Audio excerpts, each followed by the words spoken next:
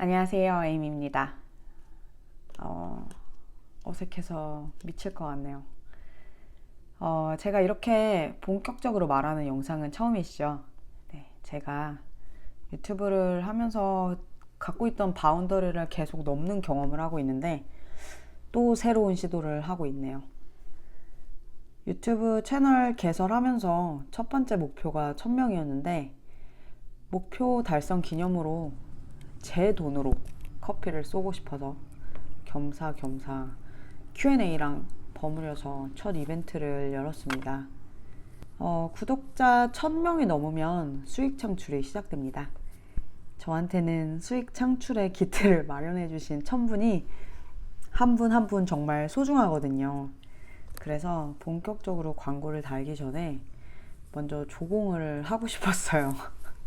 이제부터 광고를 달겠다는 뜻입니다. 지금 이 영상에서 확실히 말씀드리고 싶은 건 이제 앞으로 수익의 10%는 11조처럼 무조건 구독자님들에게 돌려드릴 계획입니다. 세전으로 할게요. 그럼 제 수익이 커지면 10%의 파이도 커지겠죠? 네, 유튜브 대스타가 돼서 부자가 되면 정말 큰 거 드리고 싶어요. 구독자님들이 영상을 시청해 주시고 또 거기에 댓글로 응원과 위로까지 해주시면서 소중한 시간을 제가 만든 영상에 사용을 하시는 거잖아요. 그래서 제 영상 보시면서 사용한 시간에 대한 대가를 저는 현금으로 갚고 싶습니다. 비록 시작은 제가 내 돈으로 미약하게 커피로 시작을 하지만 치킨이나 피자도 쏘고 싶고 돈 더 많이 벌면 더 큰 것도 쏘고 싶어요. 유튜브 대스타 돼서 돈 많이 벌면 기대해 주세요. 네, 서론이 너무 길었죠? 네, 한마디로 요약하면 광고 수익의 10%는 구독자님들에게 돌려드린다. 그러니까 광고 좀 봐주세요 라는 내용이었습니다. 제가 인생에서 처음으로 열어본 이벤트인데 생각보다 너무 많이 참여해 주셔서 진짜 깜짝 놀랐고요. 감사드립니다. 그리고 이번에 참여 못하신 분들은 다음 기회에 이용해 주시고요. Q&A를 언제 또 할지는 잘 모르겠어요. 오늘 해보고 힘들면 안 하고 괜찮으면 또 하고 뭐 그런 거죠. 사실상 이번 영상에서 저에 대한 거의 모든 걸 말하는 게 아닌가 싶습니다. 질문 외에도 막 개선점이랑 제가 바라는 점을 써달라고 말씀을 드렸더니 되게 다양한 걸 말씀해 주시고 또 응원의 글도 많이 주셔서 정말 감사하고요. 제가 생각지도 못했던 부분 좀 지적해 주신 분들도 계셔가지고 새로운 아이디어도 되게 많이 주시고 해서 정말 감사드립니다. 앞으로 영상 만드는데 큰 도움이 될 것 같습니다. 그리고 마지막으로 인스타 팔로우 안 하신 분들은 인스타 팔로우 해주시면 저희의 최근 실시간 사생활을 실시간으로 보실 수 있습니다. 그러면 이제 Q&A 시작하겠습니다. 엄청 말인데. 네, 제일 많이 물어보신 게 저희 나이 35살에서 40살 사이입니다. 얼굴 공개 안 하는 이유 물어보신 분이 있었는데 이거는 한번 짚고 넘어가고 싶었어요. 제가 육아 브이로그 하면서 지 얼굴을 안 까고 애들 얼굴만 팔아서 돈 버냐 이기적이다 뭐 제가 이런 부정적인 글들을 제가 맘카페에서 몇 번 읽은 적이 있어요. 그리고 저는 그 의견을 존중하고 어느 정도 동의를 합니다. 저도 유튜브 시작하기 전에 얼굴 공개를 좀 고민을 했었어요. 근데 일단 결론부터 말하면 지금은 안 한다. 못 한다. 이유는 두 가지인데 지속 가능성이랑 저의 자존감 문제입니다.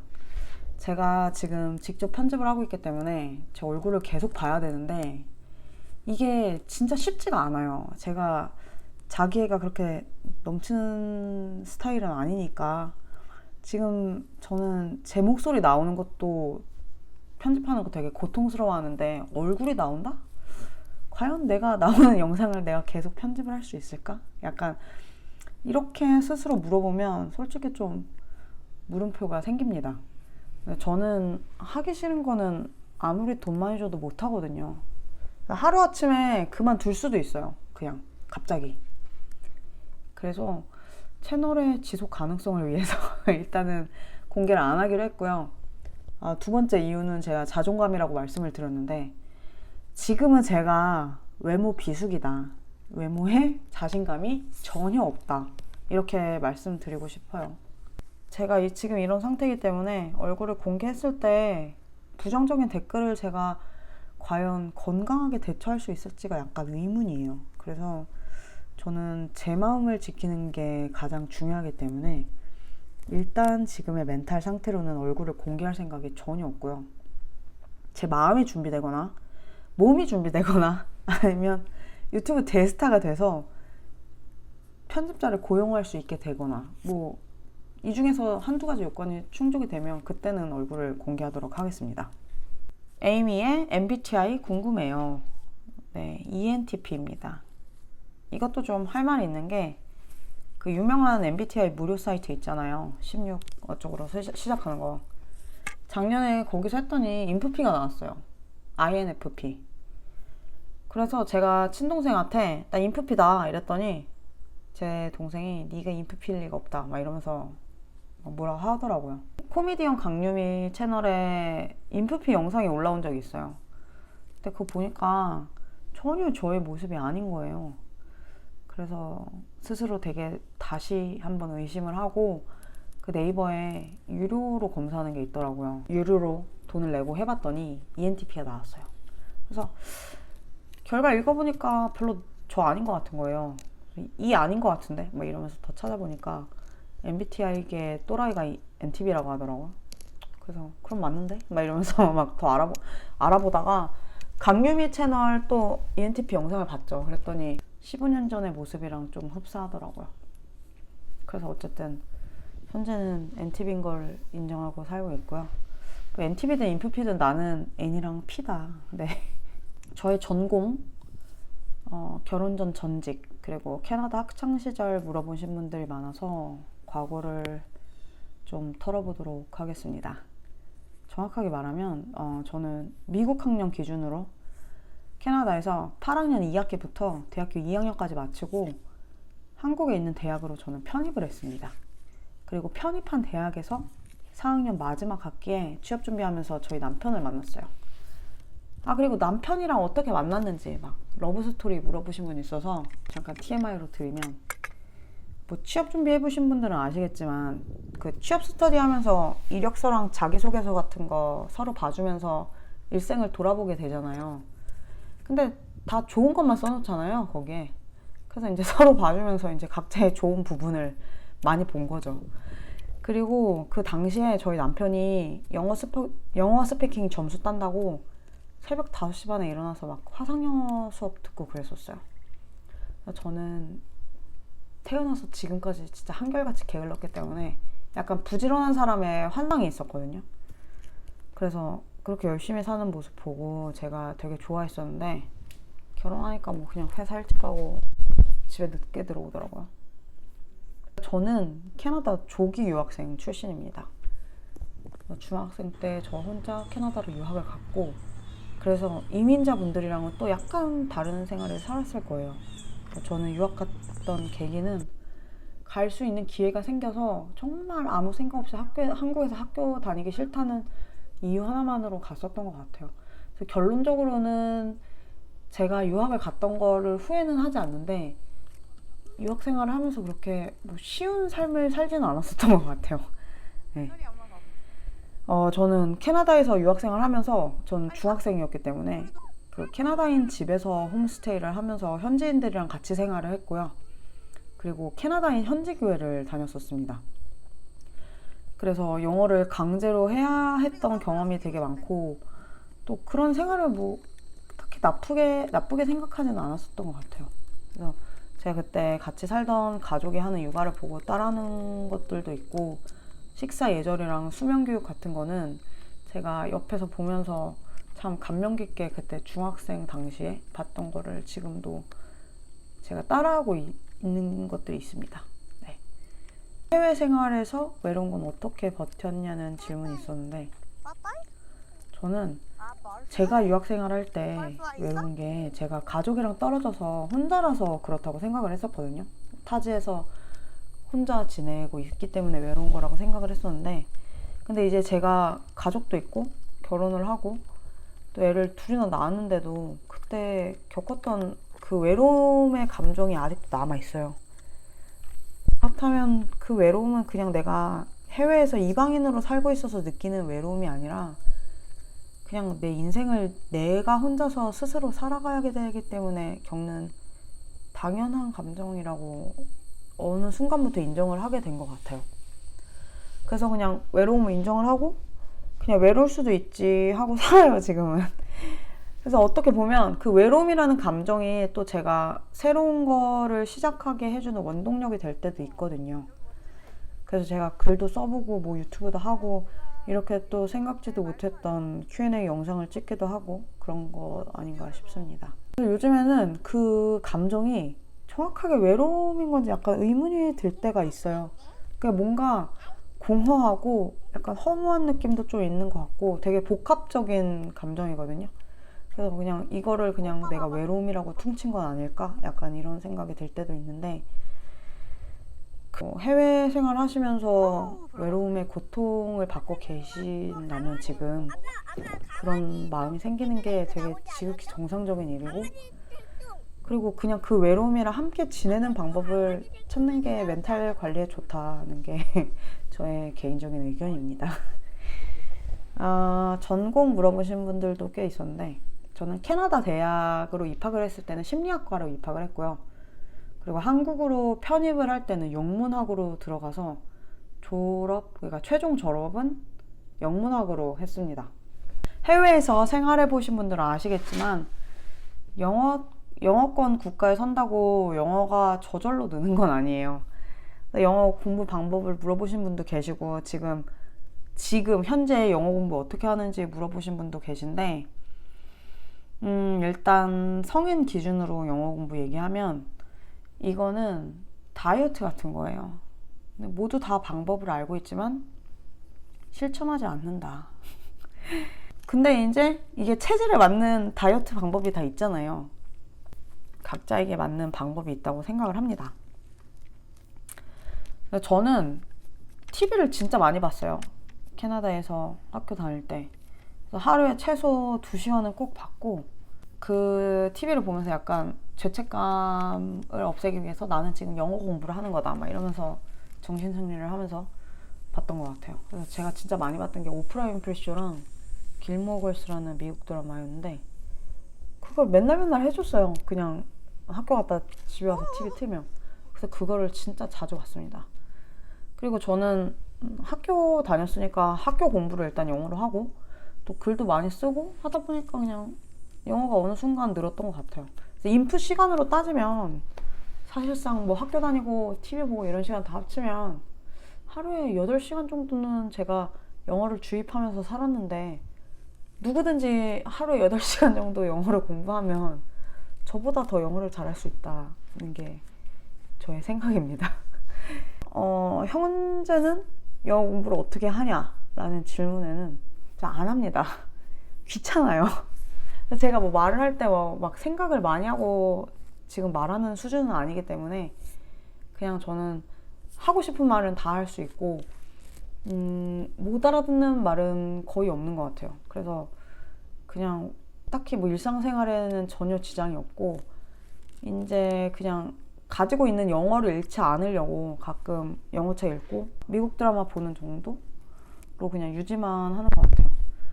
네, 그리고 영어 이야기 나왔으니까 영어 관련된 질문에 더 대답을 해보면, 한국에서 할 수 있는 영어 회화 실력 확 올릴 수 있는 공부법. 이거는 진짜 솔직히 답이 없어요. 이거는 진짜 유튜브에 너무 많잖아요. 영어 회화 올릴 수 있는 방법. 제가 최근에 감명 깊게 봤던 영상이 김종국 가수가 영어 회화 공부한 방법 이런 영상 본 적 있는데, 그분이 말하는 게 되게 맞는 말인 것 같아서 혹시 궁금하신 분들은 그 영상 찾아보시면 좋을 것 같고요. 제가 늘 주변에 추천하는 방법은 좋아하는 영화나 드라마 그 5분에서 10분 정도 스크립트를 싹 외워서 진짜 똑같은 속도랑 억양으로 말할 수 있을 때까지 연습하는 거를 저는 언제나 추천을 하거든요. 이게 진짜 간단하게 느껴지는데 아무도 안 해요. 회화는 스스로 많이 말을 해보고 얼굴 근육, 입 근육을 약간 영어 회화가 잘 되게 훈련하는 방법이 저는 필요하다고 생각을 합니다. 또 교수님이 이건 추천해줬던 방법인데 그냥 영어책 소리내서 읽는 방법 추천해 주셨었어요. 근데 이제 애기 엄마들 많으시니까 애기들 그림책 많이 읽어주시잖아요. 그래서 그때 영어 그림책 읽어주시고 또 거기에 나온 문장들 외우고 하시면은 저는 되게 도움 잘 될 것 같습니다. 아이들 영어 공부 어떻게 시켰는지, 한국에서 영어 읽기는 책 읽어주기 외에 따로 해주는 교육이 있었나요? 일단 제가 미국에 오기 전에 애들을 영어 공부를 어떻게 시켰는지 말씀을 드리면, 첫째는 집에서 제가 평소에 영어로 얘기를 했었어요. 그래서 거의 태어났을 때부터 24개월까지는 집에서 저는 영어로 얘기를 하고 남편은 한국어로 얘기를 했고요. 저희 첫째는 실제로 영어로 발화가 시작됐었습니다. 말이 터지기 시작했을 때 영어랑 한국어를 섞어서 시작을 했었는데, 이제 막 문장으로 말하려고 할 때쯤에 제가 둘째를 낳으러 갔었거든요. 그래서 아기 낳고 조리원 갔다가 3주 만에 집에 오니까 갑자기 한국어가 빵 터져 있더라고요. 그래서 한국어를 문장으로 말하기 시작하면서 영어로는 거의 얘기를 안 했었는데, 그래도 저는 꿋꿋하게 영어로 얘기를 했었고, 저희 아이는 영어로 말하는 거는 거의 다 알아듣고 있는 상태였어요. 근데 집에서 제가 뭐 막 영어로 막 국제 정치에 대해서 얘기하는 거 아니잖아요. 그래서 막 그냥 막 sit down, 막 stand up 이런 거만 얘기를 했으니까 그냥 그런 간단한 영어 알아듣는 정도였고, 둘째 낳고 나서는 제가 한국어를 훨씬 더 많이 말을 하긴 했었어요. 이제 저희 아이가 본격적으로 한국어를 말하기 시작을 하면서 영어를 조금 거부를 많이 해가지고 그냥 거부를 하든 말든 저는 뭐 평소에 제가 하고 싶은 말은 영어로 할 때 많았고, 그리고 영어 그림책은 계속 읽어줬었고요. 저는 영어 그림책 같은 경우에는 거의 노부영 책 위주로 많이 읽어줬었어요. 돌전에는 노부영 베이비, 그리고 그 후에는 노부영 베스트 많이 읽어줬고요. 그 노부영 그림책을 제가 진짜 좋아했었어요. 그 애가 되게 좋아하는 게 많고, 그리고 음원이 너무 좋아가지고 CD를 평소에 틀어놓은 적이 되게 많거든요. 저희 첫째는 아직도 노부영 음원으로 나왔던 노래를 아직도 막 흥얼거리는 노래들이 있거든요.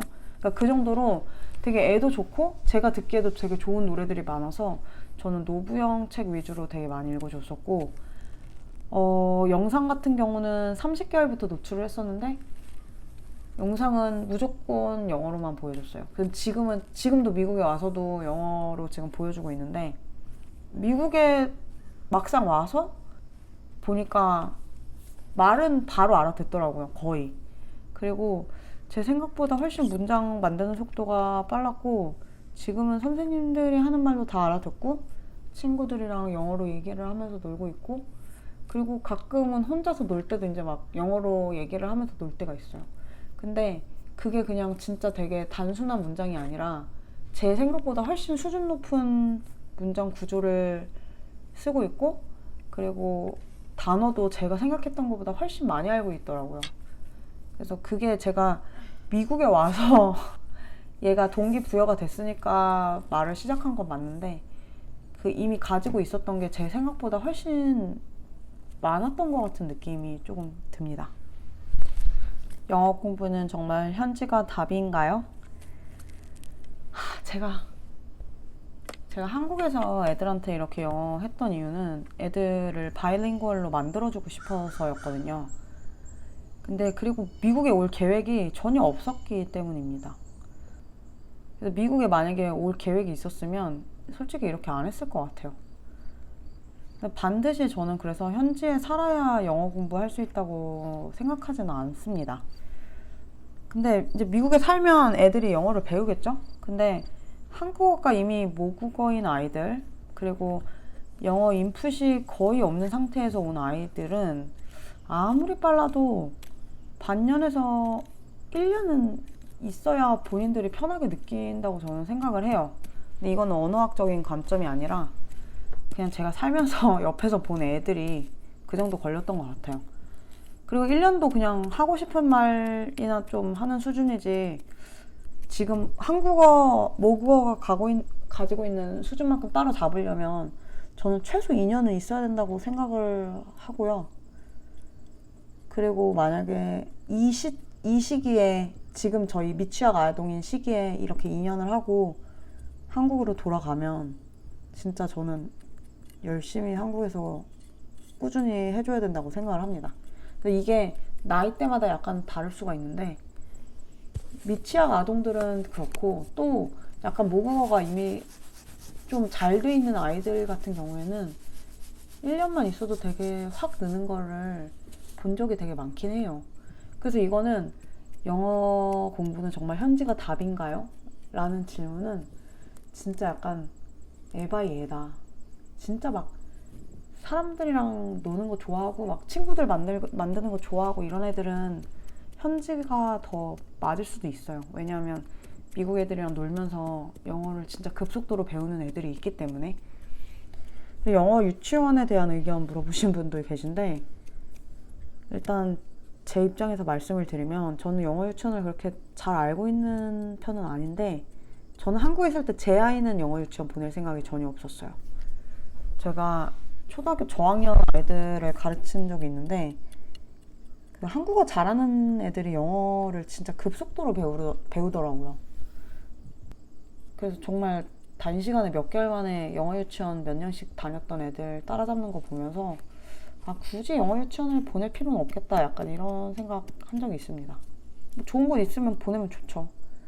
근데 저라면 그냥 그 돈으로 그냥 차라리 해외여행 한번 가서 영어 못해서 약간 소통이 안 됐던 경험을 더 저는 만들어주고, 그냥 영어 하고 싶다는 동기부여 주는 편이 훨씬 영어 공부에 도움된다고 생각하는 편이라서 저는 그렇게 했었을 것 같아요. 제가 미국에 안 왔었다면. 제가 영어 유치원 잘 몰라서 제 입장만 말을 했고요. 그냥 저는 영어로 스트레스만 안 받는다면 아이가 영어 유치원이든 뭐든 다 좋다고 생각하는 편입니다. 영어 읽기 물어보신 분 계신데, 영어 읽기 어떻게 해주고 있냐? 한국에서 영어 읽기는 책 읽어주기 외에 따로 해주는 교육이 있었나요? 일단 저희 애들 둘째는 당연히 못 읽고, 첫째는 지금 한국어든 영어든 아무것도 못 읽습니다. 저는 지금 읽기 교육을 하고 있지 않습니다. 네. 근데 미국에서 어린이집 보내니까 지금 만 4세인데 알파벳은 좀 가르치더라고요. 그래서 자기 이름은 읽을 수 있어요, 지금. 그래서 본인 이름 있는 곳에 막 옷 걸어놔야 되고 막 그래가지고, 그런 거는 이름은 계속 연습시키는 것 같더라고요. 이것도 제가 애들 학원에서 애들 가르치면서 최대한 파닉스는 늦게 하고 싶다고 생각했던 게, 5살 때 1년 걸리는 게 7살 때 가르쳐주면 진짜 한 달 만에 배우거든요. 그래서 적기 교육이라고 하죠. 저는 그냥 아이가 읽을 수 있을 때 읽게 해주는 게 맞다고 생각을 하고, 뇌가 준비됐을 때 그냥 가르쳐주고 싶어요. 영어를 학습적인 측면으로 접근하는 거를 저는 정말 좋아하지 않는 편이라서 그냥 파닉스 교육은 진짜 최대한 늦게 미루고 싶어요. 근데 어쨌든 여기 제가 지금 미국에 있기 때문에 미국에서 학교를 들어가면 파닉스를 그냥 처음부터 배우거든요. 그러니까 이제 결국에는 배우게 되겠죠. 근데 저는 지금 최대한 미루고 있는 중이고요. 저는 언어가 책을 읽으면서 즐거움을 주는 도구가 돼야 된다고 생각을 하고, 그 생각은 제가 영어든 한국어든 동일하게 접근을 해야 된다고 생각을 하고 있습니다. 그래서 저의 최종 영어 공부의 목표는 영어로 생각을 하고 영어로 자유롭게 생각을 표현할 수 있도록 하는 거예요. 제가 지금 그렇게 살고 있습니다. 근데 이게 영어로 생각하고 표현하는 게, 이게 한 문장으로 이렇게 말을 하면 쉬운데, 그게 단어 많이 알고 문법 많이 한다고 되는 건 아니거든요. 뭐 영어 공부 관련된 내용은 제가 뭐 말하려면 끝도 없어서 그냥 다음 기회에 다른 영상 만들 일 있으면은 영어 관련된 영상을 한번 만들어 보겠습니다. 너무 길어지니까 여기서 끊을게요. 영어 얘기를 너무 많이 했죠. 다시 제 이야기로 돌아오면 결혼 전 전직 많이 물어보셨는데 저는 외국계 회사 다녔습니다. 저는 영어로 일을 했고요. 그리고 결혼하고 나서는 회사 그만두고 영어 강사로도 일을 하고 또 영어 뭐 회화 강사, 회화 과외 뭐 이런 거 많이 했었고요. 그리고 프리랜서로 번역을 하면서 지냈습니다. 그래서 지금은 번역 거의 안 하는데 그냥 가끔 일 들어오면 하는 정도, 용돈벌이 하는 정도로만 지금은 그냥 하고 있어요. 출간 제의 있었냐고 물어보시는 분 계신데 있습니다. 네, 근데 지금은 제가 뭐 딱히 쓸 말이 많지가 않아서 거절을 했고요. 출간은 결국 5년 안에는 한번 하지 않겠나 하고 생각을 하고 있습니다. 출판사에서 연락 안 오면 제가 독립출판이라도 할 생각은 하고 있고요. 꿈이 뭐였고 지금의 꿈은 무엇인지, 앞으로 유튜브 말고 하고 싶은 일이 있는지, 육아 지난 후 계획, 우레기즈 초딩 들어가고 일할 계획이 있는지, 저의 미래 계획에 대해서 물어보신 분들이 많으신데 저는 파워 P예요. 정말 계획을 세우는 걸 정말 좋아하지 않습니다. 저는 딱히 꿈이 없었어요. 그냥 대학 졸업하고 취업하고 뭐 별 생각 없이 결혼하고 애 낳은 것 같아요. 근데 저는 재밌는 것도 되게 많고 좋아하는 것도 되게 많은 사람이었거든요. 그래서 저는 그냥 일상을 사는 게 되게 재밌었어요. 관심사도 많고 취미도 많고 좋아하는 것도 많았으니까. 근데 이제 애를 낳고 살면서 제가 살던 일상을 거의 못 살게 되니까 저의 꿈을 찾게 되더라고요. 그래서 지금은 병행을 할 수 없지만 육아에서 조금이라도 자유로워지면 하고 싶은 것이 2가지 정도 있습니다. 일단 첫 번째는 경제활동이죠. 네. 어떤 식으로든지 돈을 벌고 싶어요. 그리고 또 하나는 뭐 석박사 할 수 있으면은 공부를 하고 싶은 분야가 있는데 그 영어 교육이나 영문학 쪽으로 좀 더 공부하고 싶다는 생각만 있어요. 근데 이게 돈이 많이 들어서 그냥 망설여지긴 하고 그냥 지금은 그냥 생각만 하고 있습니다. 네. 미국에서 다른 공부나 일을 하실 계획이 있으신가요? 다른 공부나 일하면 좋죠. 근데 솔직히 현실적으로 거의 불가능합니다. 다시 태어나면 어떤 삶을 살고 싶으시나요? 저는 상류층 백인 남자로 살아보고 싶습니다. 저는 기득권의 삶이 궁금해요. 다음 생에 태어나도 지금 남편을 만나서 출산을 하실 건지 궁금합니다. 전 혼자 살 거예요. 드디어 독방 육아에서 벗어나셨는데 아이들 보내고 어떤 일과 보내시나요? 취미 활동 궁금해요. 잡초 뽑기 빼고. 제가 독방 육아에서 벗어난 것 같은데 완전히 100% 벗어나지를 아직 못했어요. 제가 지금까지 올린 영상이 7월에 머물러 있어서 그런데 애들이 어린이집 가고 일주일에 한 번씩 아팠어요. 그래서 한 달 내내 어린이집을 간 적이 그 이후로 8월부터 12월까지 단 한 번도 없습니다. 한 달에 한 2주 정도만 다녔어요. 그래서 제가 아직 일과라고 할 만한 삶을 살아본 적이 없어요. 그냥 청소하고 밥 먹고 설거지하고 유튜브 편집하고 이러면 하원 시간 되더라고요. 그래서 지금 취미 활동은 그냥 유튜브 편집인 것 같아요. 요즘에는 눈이 많이 와서 잡초는 못 뽑고 그냥 코바늘 하고 있고요. 이제 여유 좀 더 생기면 그림 그리려고 합니다.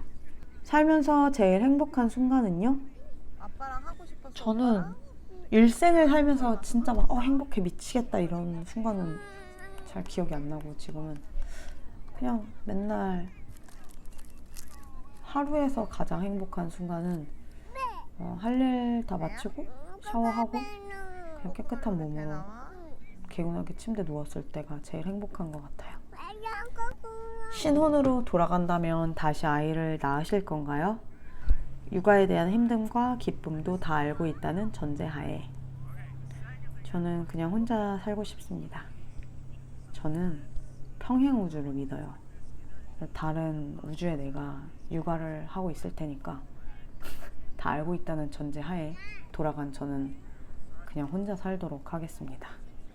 어떤 멘탈로 버티시는지요? 히읗. 제가 진짜 지금 멘탈이 가루 상태예요. 제가 유튜브 해서 그나마 뭐라도 한다고 생각을 해요. 저는 지금 못 버티고 있습니다. 지금도 힘들어요. 지금 몸과 마음이 둘 다 힘든 상태라서 그냥 스스로 그냥 힘들다고 인정을 하고 저를 위해서 그냥 스스로 뭐라도 하려고 늘 노력을 하는 것 같아요. 저 안 되면 그냥 돈 써요. 그냥 뭐라도 삽니다. 그냥 돈 쓰면 기분 좋아지더라고요. 요즘 최애 메뉴 뭔가요? 피자입니다. 피자. 요즘에 피자가 그렇게 맛있네요. 남이 만들어준 피자. 저는 제가 만들어주기 좋아하는 메뉴는 하나도 없어요. 그래서 저는 제가 하는 모든 요리 메뉴를 싫어합니다. 요즘 컨디션은 괜찮으신가요? 저는 지금 편도가 부어있는 상태예요. 한 달 동안 지금 축농증으로 고생을 하다가 편도가 좀 부어서 목이 아팠는데 그냥 몸이 그냥 계속 정상은 아닌 것 같아요. 면역력이 되게 많이 떨어져 있고 그냥 몸과 마음이 다 건강하지 못한 상태입니다. 남편 닮은 내 아들 보면 무슨 느낌인지 궁금? 그냥 남편보다 그냥 더 업그레이드 된 사람으로 키워야겠다고 다짐합니다. 길티 플레저 무엇인지. 저 요즘에 다나카상 영상 보고 있어요. 이거를 길티 플레저라고 해도 되나? 네. 다나카 안 보신 분들은 다나카 한국 입국 영상으로 시작하시는 거 추천드립니다. 힘든 와중에 힘을 어디서 얻나요? 요즘에는 유튜브 구독자 수 늘고 댓글 달리는 거에서 힘을 얻습니다. 원래는 제가 애들의 뭐 웃음이라고 대답을 하는 게 정석이겠죠? 근데 힘들 때는 애들이 웃든지 말든지 힘들더라고요. 유튜브 조회수 누르는 게 현실적으로 더 힘이 나고요. 이제 수익 창출 시작됐으니까 숫자 올라가는 거 보고 힘내볼게요. 이제 미국 생활 관련된 질문 대답할게요. 왜 미시간주로 가셨는지 궁금합니다. 남편이 미시간으로 발령이 났습니다. 너무 힘들면 남편 두고 한국으로 다시 올 계획? 언제나 가슴속에 품고 살고 있습니다. 주재원 기간, 미국에 머무는 기간? 저희는 일단 발령이 4년으로 났고요. 2022년에 왔으니까 2026년에는 한국으로 돌아갈 계획입니다. 그래서 언제 오시나요? 애기들과 한번 한국 나오실 예정 없으신가요? 비행기 값이 너무 비싸서 한국 갈 돈으로 그냥 여행할 생각이라서 일단 지금은 한국에 갈 계획은 없습니다. 주재원 생활 끝나면 한국으로 들어갈 생각인지, 아이들의 언어나 교육을 위해 남으실 생각도 있는지요? 미국에 사실 생각은 없으신지요? 저는 주재원 4년 끝나면 바로 한국에 돌아갈 생각입니다. 미국 남을 생각은 없어요. 뭐 남편 사정에 따라서 미국에서 아예 눌러 앉아야 되면 그때는 그러려니 하고 살 수도 있는데, 근데 굳이 그런 게 아니라면 저는 한국 가서 살고 싶습니다. 저는 한국이 좋아요. 미국으로 가기로 결정하기까지 무엇을 가장 우선순위에 두고 결정했는지. 일단 영어는 우선순위는 아니었어요. 저는 아이들이 지금 미취학 아동들이기 때문에 미국의 자연 환경과 맑은 공기를 우선순위에 두고 결정했습니다. 학군, 기관들의 정보는 어디서 얻을 수 있나요? 이런 거는 학군 정보 알려주는 사이트가 있습니다. 그리고 기관도 사실은 카운티 사이트 들어가면 다 나와요. 그리고 대부분 구글 검색하면 다 나옵니다. 어쨌든 이거는 미국 오실 분들이 물어보신 것 같은데, 그 미국에서 살 집 구하면 학군 정보가 같이 떠요. 그래서 사이트 참고하시면 될 것 같습니다. 이것만큼은 꼭 한국에서 들고 와야 하는 육아템들이 있을까요? 제가 여기 살면서 한국에서 안 들고 와서 후회되는 건 하나도 없었어요.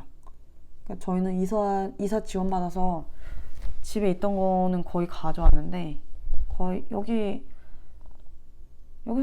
아마존에서 거의 다 팔더라고요. 한국 로션이랑 막 낮잠 이불 같은 것까지 팔던데. 근데 저는 여기서 보니까 이제 뭐 편백나무랑 세이펜 차트 이런 거 공부하시고 그러시더라고요. 그래서 이런 거는 뭐 필요하시면 갖고 오시면은 좋은데, 뭐 사는데 뭐 크게 지장이 있는 건 아니니까. 네. 그래서 이거는 개인의 취향에 따라서 가지고 오시면 좋을 것 같습니다. 영어가 미숙해도 미국 생활 가능할까요?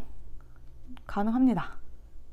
요즘에 웬만한 식당 거의 온라인 오더 가능하고, 그리고 앱이 되게 잘 돼 있어요. 그 코로나 시절이 끝나고 나서, 뭐 끝났다고 하기엔 좀 웃긴데, 뭐 요즘에 여기는 마스크 안 쓰고 다니니까, 코로나 시절을 겪으면서 앱이 되게 많이 발전을 했고, 저는 영어 하루 종일 안 쓰고 지내는 날도 되게 많은 것 같아요. 그래서 아무 지장 없다고 생각을 합니다.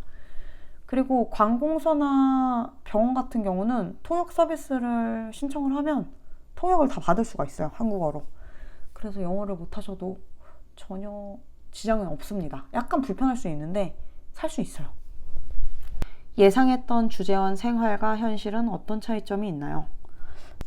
힘들 거라고 예상을 했는데 실제로 와보니까 생각보다 훨씬 더 힘들었어요. 해외에서 아이들과 생활할 때 가장 좋은 점과 가장 힘든 점이 있다면 무엇일까요? 뭐 일단 미국에서는 넓은 집에서 생활할 수 있고, 사람들이 아이들한테 좀 관대한 편이에요. 그래서 아이들 보면 많이 웃어주고 말 걸어주고 친절한 문화가 저는 좋더라고요. 뭐 자연 환경도 좋고 공기도 좋아요. 근데 제가 한국에서 살고 싶었던 이유는 저 인종차별 때문이에요. 이게 미국에서 아시아인으로 살면 아무리 아시아인이 많은 지역에 살아도 인종차별에 예민하게 되거든요. 제가 지금 살고 있는 지역이 아시아인이 거의 없는 지역이라서 인종차별을 안 하는, 대놓고 드러내놓고 안 하는 사람은 더 많은데 하는 사람도 진짜 많아요. 근데 이 경험은 한국에서만 살면 안 해도 되는 경험이잖아요. 근데 여기 와서 그냥 얼굴 생김새 하나만으로 차별을 받는 경험을 언제든지 할 수 있다는 그 가능성이, 저는 그게 안 좋은 점인 것 같아요. 인종차별이 그냥 대놓고 눈 찍고 조롱하는 것도 있지만 거의 뭐 대놓고 그렇게 하지는 않죠. 얘네들도 그게 나쁜 거라는 걸 아니까. 근데 정말 미묘하게 하는 경우가 있어요. 그냥 똑같은 말을 해도 그냥 뉘앙스나 태도의 차이 같은 걸로 차별하는 사람들이 있어서, 그냥 저는 아이들이 상처만 안 받고 지나갔으면 하는 바람이 있습니다. 저희 아이들 관련해서 물어보신 거 질문에 대답을 할게요. 우레기즈 최애 음식 레시피 오트밀바입니다. 제가 영상 만든 적 있죠? 이거 안 만든 사람들은 빨리 만들어 보세요. 진짜 쉽다고요. 우레기즈가 뽑은 가장 맛있는 미국 음식과 한국 음식은? 훈이가 제일 좋아하는 미국 음식은? 빵. 그럼 훈이가 제일 좋아하는 한국 음식은? 딸기. 한국 음식 제일 좋아하는 한국 음식 딸기야? 오케이, 바이. 딸기 다 먹어버렸어? 소리가 제일 좋아하는 미국 음식은? 소리가 제일 좋아하는 미국 음식은? 티라? 그러면은 제일 좋아하는 한국 음식은? 한국 음식 다 싫어? 오케이. 혹시 셋째 생각 있으신지? 없습니다. 아이들이 미국 친구들과 잘 어울리나요? 처음 왔을 때는 잘 안 어울리려고 하더니 어린이집 다니기 시작하니까 놀이터에서 처음 만난 애들이랑도 잘 놀고, 저희 첫째 같은 경우에는 어린이집에서 친하게 지내는 친구들도 있어요. 그래서 지금은 잘 어울리는 것 같습니다. 우동이 잠투정이 나아지고 있나요? 에이미님이 어떻게 그 시간을 견디시는지. 요즘에는 예전만큼은 안 해요. 근데 가끔 낮잠 잘 때 투정을 하긴 하는데, 요즘에는 평일에는 거의 어린이집에서 낮잠을 자서 제가 볼 일은 없고, 주말 같은 경우에는 낮잠을 막 차에서 자는 경우가 많아서 잠투정을 뭐 차에서 할 때가 있긴 하죠. 근데 옛날만큼은 아닌 것 같아요. 어떻게 견디냐면 그냥 다른 생각하면서 견뎌요. 그냥 오늘 저녁에 애들 뭐 주지? 내일 뭐 하지? 막 약간 이런 생각. 우동이 계단 슬라이딩으로 내려올 때 배랑 무릎 괜찮나요? 아플까봐 걱정돼요. 제가 애들 키워보니까 스스로 아프면 절대 안 해요. 그래서 본인이 안 아프니까 그렇게 다니는 거겠죠? 요즘에는 걸어서 내려오긴 합니다. 진짜 급할 때는 또 슬라이딩해서 내려오더라고요. 저도 맨 처음에는 걱정했는데 이렇게 배 까보면 아무 일이 없습니다. 그래서 괜찮으니까 걱정 안 하셔도 됩니다. 우레기 1과 우동이가 요즘 가장 잘하는 말이 무엇인가요? 저희 첫째는 너무 말이 많아서 지금 고를 수가 없는데 여전히 맛있다는 말을 제일 많이 하는 것 같아요. 네. 그리고 우동이는 싫어라는 말을 자주 합니다. 요즘에. 우레기는 아빠 얼굴, 우동이는 에이미 얼굴을 닮았을까요? 우동이의 똘망똘망한 눈은 누굴 닮은 건가요? 일단 우동이는 아빠는 절대 안 닮았고요. 네. 약간 제 얼굴이 많고, 더 냉정하게 말하면 제 동생 어렸을 때랑 약간 느낌이 비슷해요.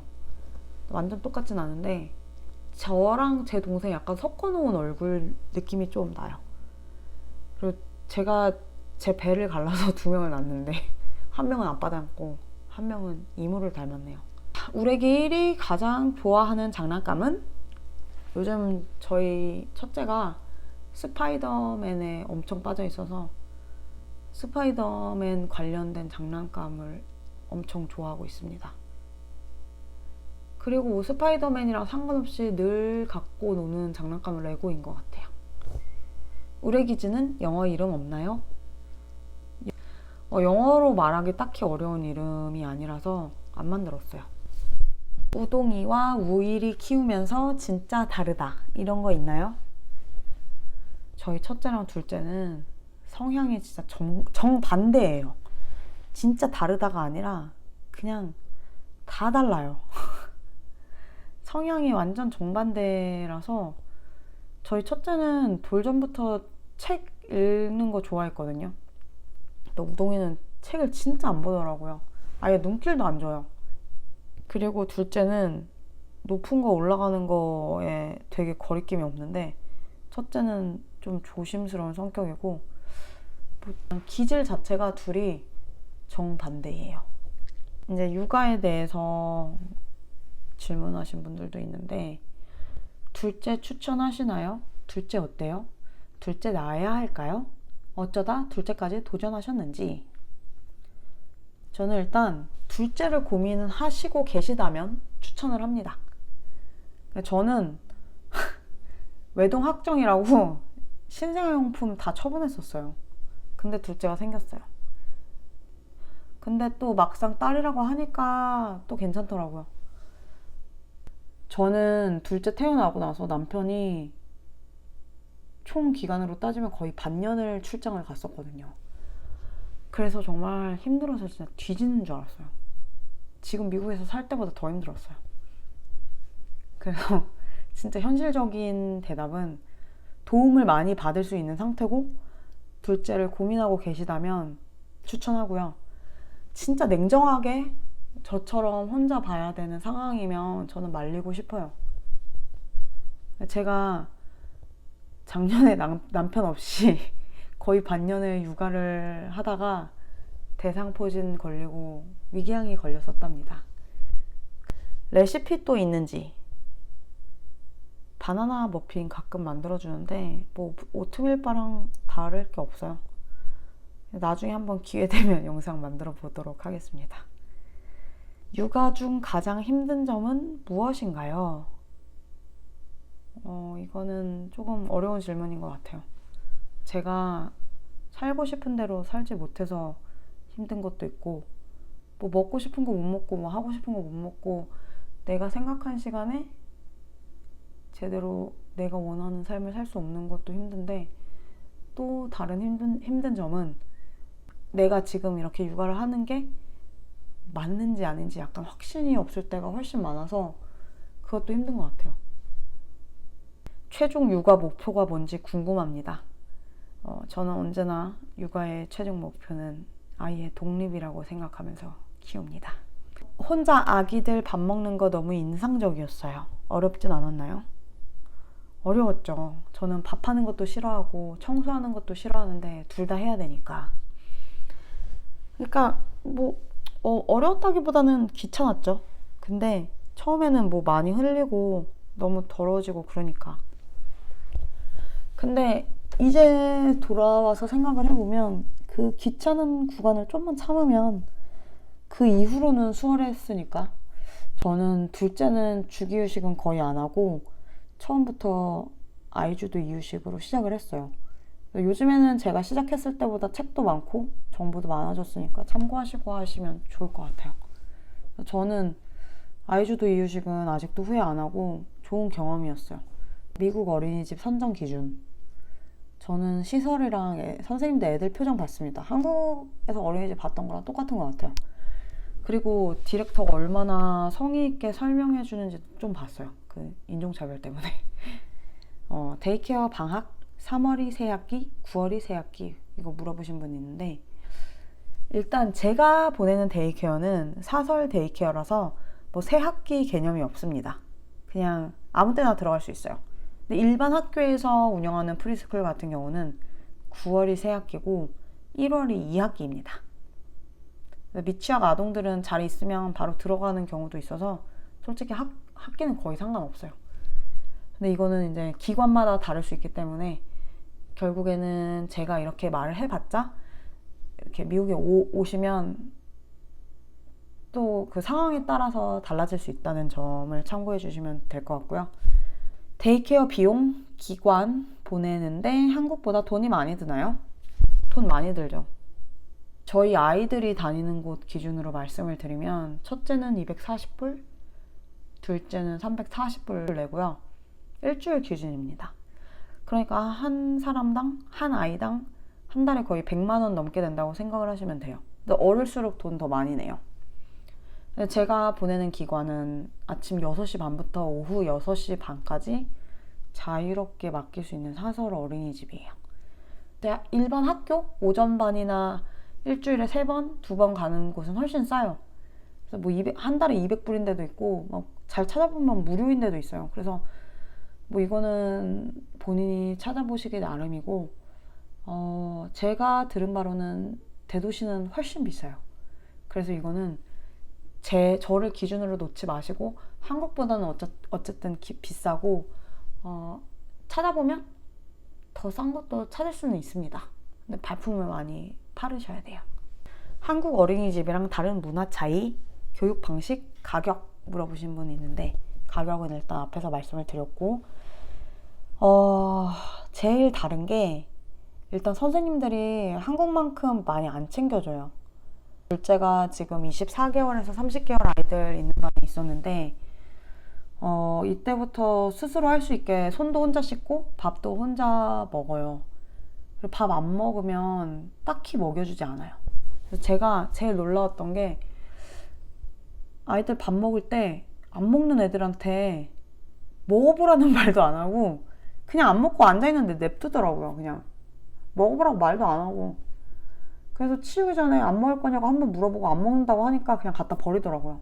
여기는 아이들을 존중해줘서 안 먹으면 안 먹여준다고 핸드북에 써있어요. 여기 지침이에요. 어린이집 지침. 이것도 기관마다 조금씩 다릅니다. 그래서 어떤 데는 먹여주는 데도 있다고 들었어요. 이거 말고도 또 한국 선생님들처럼 막 안아주고 막 다정하게 챙겨주고 이런 건 없어요. 그래서 한국에서는 애가 울면은 선생님이 와서 막 안아주고 막 달래주잖아요. 근데 여기 애들은 울면서 선생님한테 안기러 막 달려가요, 스스로. 그러니까 스스로 약간 쟁취해야 되는 시스템입니다. 그래서 본인이 울면서 선생님을 안아야 돼요. 그래서 가서 안아달라고 주장을 해야 되는 게 약간 그런 게 문화 차이인 것 같아요. 그래서 우리 첫째는 지퍼를 못 올려서 어느 날 지퍼 열고 놀고 있더라고요. 진짜 추운 날에. 그래서 제가 너 이거 왜 지퍼 안 올리고 열고 놀고 있냐 물어봤더니 못 올려서 그냥 열고 놀았다는 거예요. 그래서 아니 그러면은 한국 같은 경우는 추우니까 선생님이 그거 보면은 지퍼를 닫아 주잖아요. 근데 여기는 가서 올려달라고 요청을 해야지 올려주시더라고요.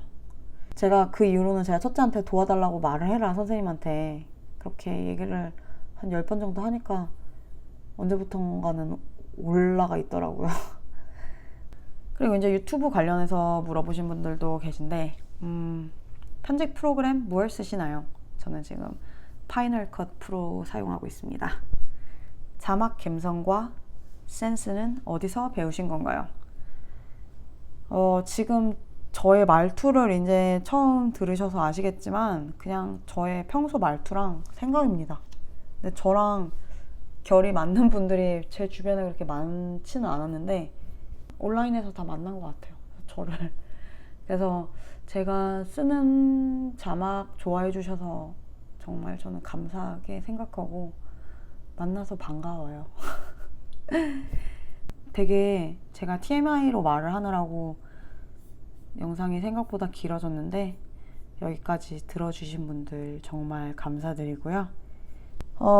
저 아이들에게 보내주신 위로와 응원에 진심으로 감사드리고 앞으로도 꾸준히 영상 올릴 수 있도록 최선을 다해 보겠습니다. 앞으로 유튜브 대스타가 될 때까지 에이미와 우레기즈와 함께 해주세요.